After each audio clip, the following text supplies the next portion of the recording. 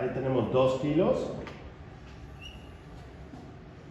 3 kilos y vamos a llegar a 4 kilos y vamos a ver cómo se comporta. Do we see the material coming down? We're coming at a good speed. This would be an amazing speed. Amazing. There. And we need to modify set max, which is this command here. Correct? Because also there's another factor. Modify set max. Okay. Imagine that we were using this nozzle. These two options. Either it continues or this goes back. Okay, that's the iconography. The tiny arrow tells you, okay, go back. This is a step previous. And this is go into another menu. So we're going to come down up to prepare. Go in.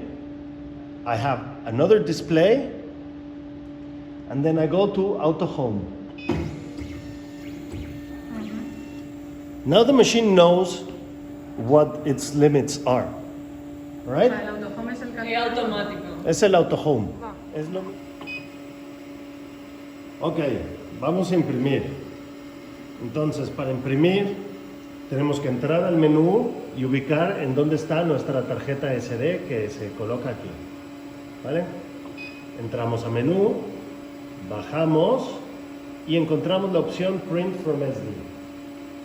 Entramos y aquí tenemos una serie de archivos que podemos imprimir, ¿vale?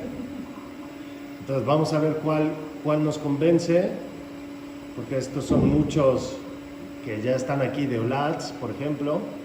Voy a ver si yo encuentro alguno mío. Me hago dot 1. Torsión, G-Code. Vamos a imprimir Godot 1, que es esta, ¿vale? La máquina hace un home y empieza a bajar.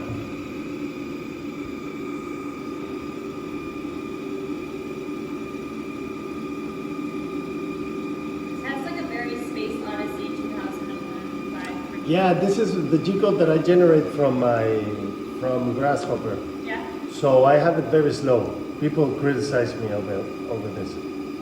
Why do you make it go so slow? I said, because I don't want to add another step just to speed it up. And it gives me time to modify anything that I need, right?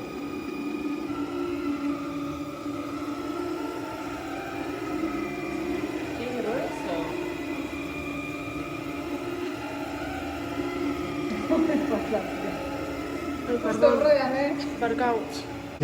Quiero que vaya más rápido. Quiero que vaya un 20% o un 30% más rápido. Vale, pero ¿Vale? cambias la velocidad simplemente. Exactamente. Y el flow. No,